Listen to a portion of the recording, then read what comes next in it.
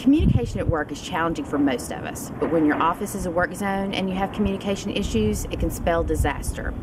In 2018, Bristol's equipment repair supervisor, Robert Sweeney, improved the system used for communicating between maintenance crew members at a work site.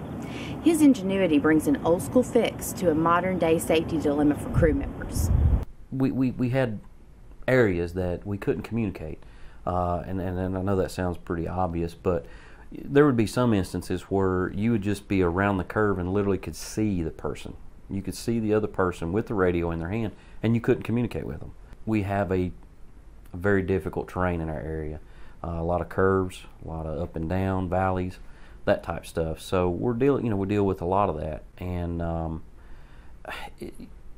if you can't communicate, that's the first thing you've got to have is communication on a job site. And it puts flaggers in an awkward situation. It puts foremen, the people that's responsible for the crews and everything out there, it puts them in an awkward situation.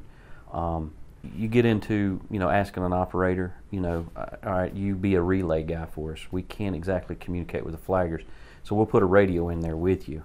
And he's running, just for instance, say a backhoe, and he's running all these different things. He's keeping up with what's going on around him. And then we ask him, you also got to listen to your flaggers so that way you know what's going on and relay if they've got traffic.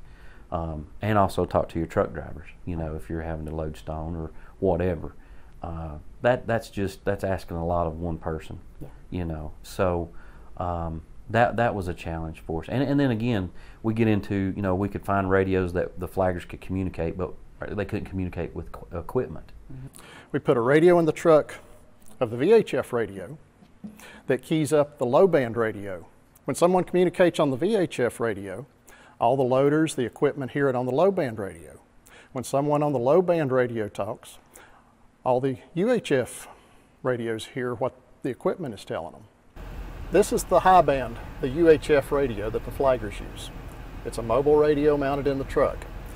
This is the old VDOT radio. It's what is in all the trucks. The only modification that you will see is a repeat button on the radio. You push the repeat, it repeats. You push it again, it's a normal radio. In summer 2018, the Bland, Glamorgan, and Wytheville area headquarters tested the equipment. They didn't choose easy test sites, but rather areas that posed the greatest communication challenges. The radio repeater exceeded all three area headquarters expectations. Bristol's equipment division hopes to install a radio repeater in a pickup truck at each of the Bristol District's area headquarters. For under $500 per unit, the radio repeater will be an asset to communication among crew members and will further enhance safety in the field.